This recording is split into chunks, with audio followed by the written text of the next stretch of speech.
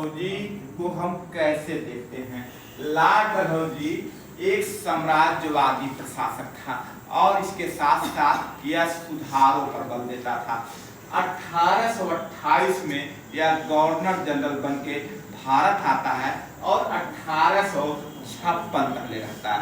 Lord Dalhousie का 1848 में governor general बन के वह भारत आता है और 1856 तक। अब लॉर्ड डलहौजी एक साम्राज्यवादी प्रशासक था।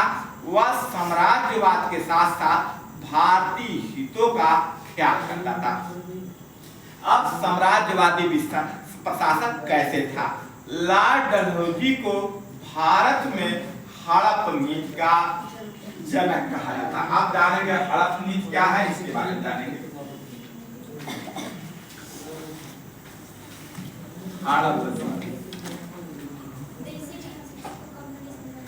एक मिनट, इसका एक नाम और है, विलय का सिद्धांत। क्या सिद्धांत? विलय का सिद्धांत।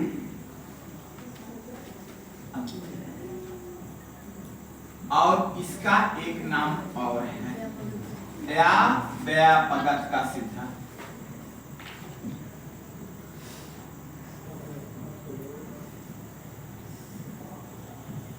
और इसको अंग्रेजी में कहते हैं डॉक्ट्रिन ऑफ लैब्स।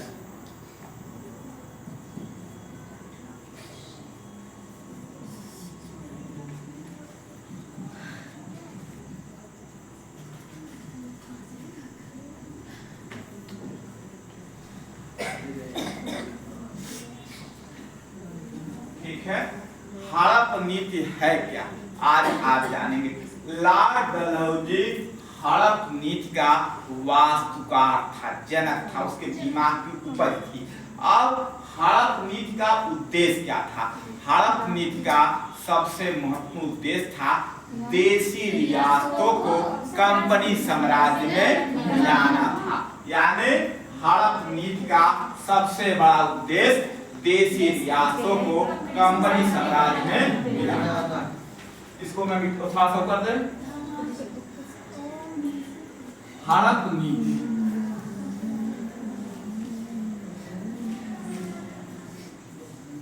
नीति का उद्देश्य था देशी रियासतों को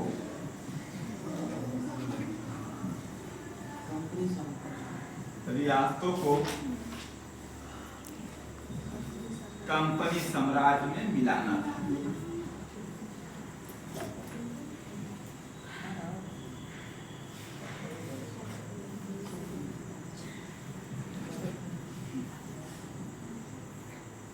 ठीक है, समझ में आ रहा है? Yes sir. और इसके लिए 3 नियम बनाए थे।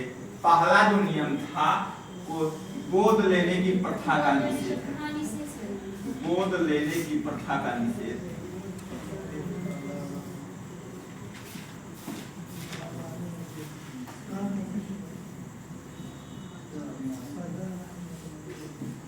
और दूसरा उन्होंने कहा था कुशासन के आधार पर। किसके आधार पर? कुशासन के आधार पर।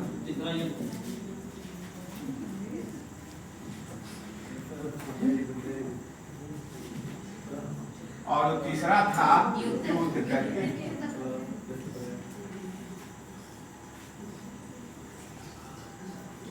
ठीक है, यानी लॉर्ड डलहौजी हड़प नीति के माध्यम से देश में कंपनी साम्राज्य का विस्तार करता था।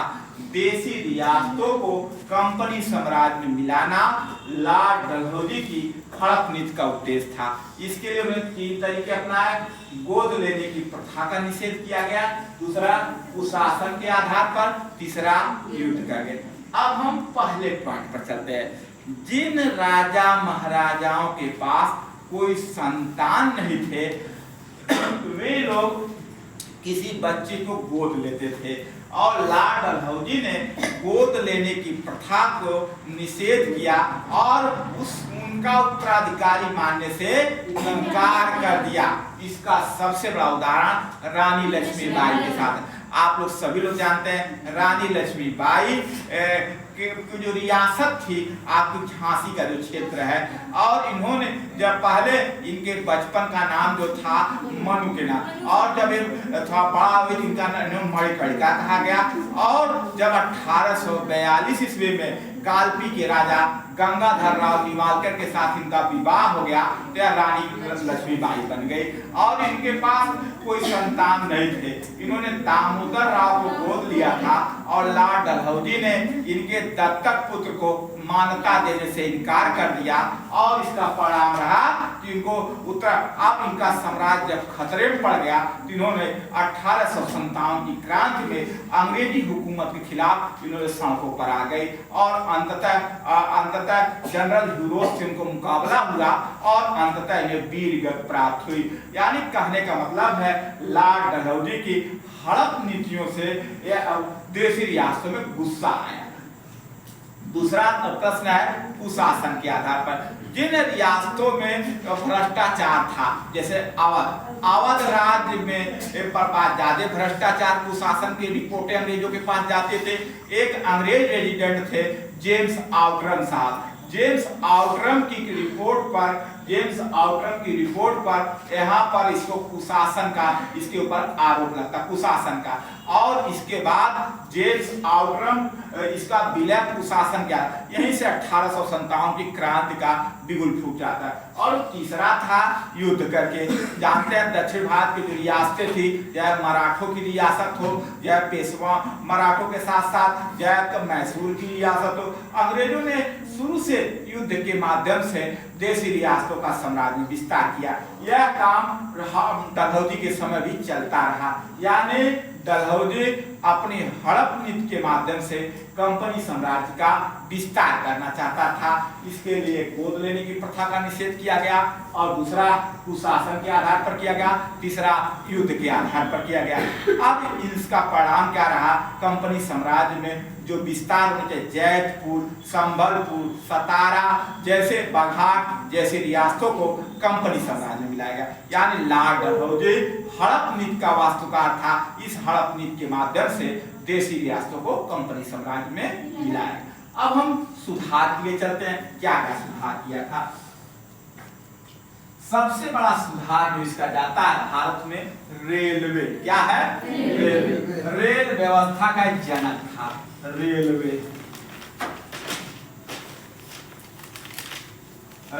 के जनक के रूप में लॉर्ड डलहौजी ने रेलवे को लाया था। रेलवे का काम क्या होता है? रेलवे किस लिए लाया गया था? क्यों जिस समय भारत में रेल लाइन बिछ रही थी और उसका मुख्य उद्देश्य क्या था? इंग्लैंड में औद्योगिक क्रांति चल रही थी, कारखाने लग रहे थे, कारखानों को कच्चा माल चाहिए था, और भारत के जो बंदरगाह है समुद्र के पास जहां पर समुद्री जहाज टिकते हैं, उन बंदरगाहों को एक नेटवर्क में जोड़ करके भारत के संपूर्ण कच्चा माल को इंग्लैंड भेजना इसका मुख्य उद्देश्य था। यानी कहने का तात्पर्य है लॉर्ड डलहौजी देश में रेलवे का निर्माण, कच्चे माल को बंदरगाहों के माध्यम से वह इंग्लैंड भेजना चाहता था। इससे इंग्लैंड की औद्योगिक क्रांति के हितों को पूरा किया है। और लॉर्ड डलहौजी के शासनकाल में 16 अप्रैल 1853 को पहली बार भारत में मुंबई और ठाणे के बीच रेल गाड़ी चली थी। उसका एक इतिहास है। यानी रेलवे का विस्तार होता है। पहला ये रेलवे का विकास। दूसरा होता है दूसरा जो होता है हमारा संचार व्यवस्था।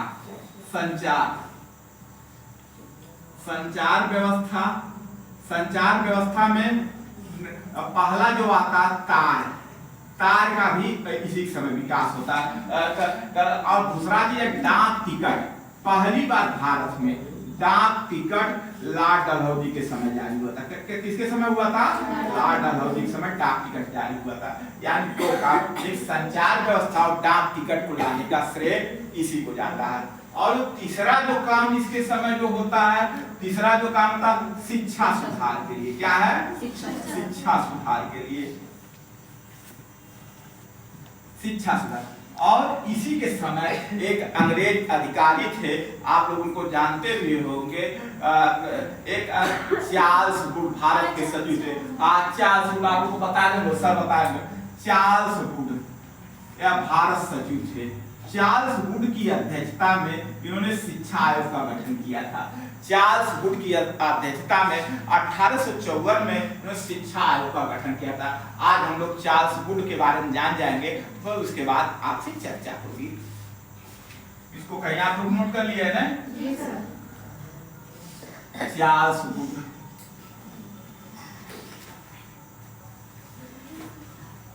यह भारत सचिव थे।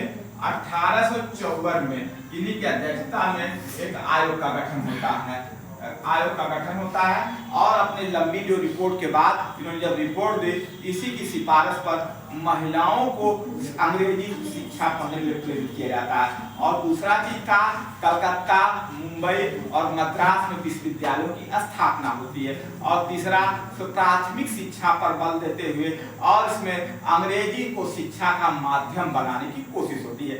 यानी कहने का मतलब है, चार्ल्स वुड के समय पहला भारत में अंग्रेजों के द्वारा शिक्षा आयोग का गठन होता है, और चार्ल्स वुड भारत के सचिव थे, और से इसकी रिपोर्ट को भारत में अंग्रेजी शिक्षा का मैग्ना कार्टा कहा जाता है। चार्ल्स वुड के समय चार्ल्स वुड की सिफारिश पर कलकत्ता, मुंबई और मद्रास में विश्वविद्यालयों की स्थापना होती है। भारत में शिक्षा का माध्यम अंग्रेजी स्वीकार किया जाता है, और इसके साथ साथ भारत में कह सकते हैं इसी के शासनकाल में भारत में अंग्रेजी को और पठन पाठन का माध्यम बल गया, और महिलाओं को शिक्षा अंग्रेजी शिक्षा के माध्यम से पढ़ने में प्रेरित किया। महिलाओं की शिक्षा पर बल, कलकत्ता, मुंबई, मद्रास में विश्वविद्यालयों की स्थापना, इसके साथ साथ भारत में अंग्रेजी को शिक्षा का माध्यम इसके द्वारा स्वीकार किया जाता है। और इसके साथ साथ समाज सुधार में क्या किया था? समाज सुधार के क्षेत्र में 1856 में इसी के समय विधवा पुनर्विवाह अधिनियम आता। क्या आता है? विधवा पुनर्विवाह अधिनियम। विधवा पुनर्विवाह अधिनियम। विधवा पुनर्विवाह अधिनियम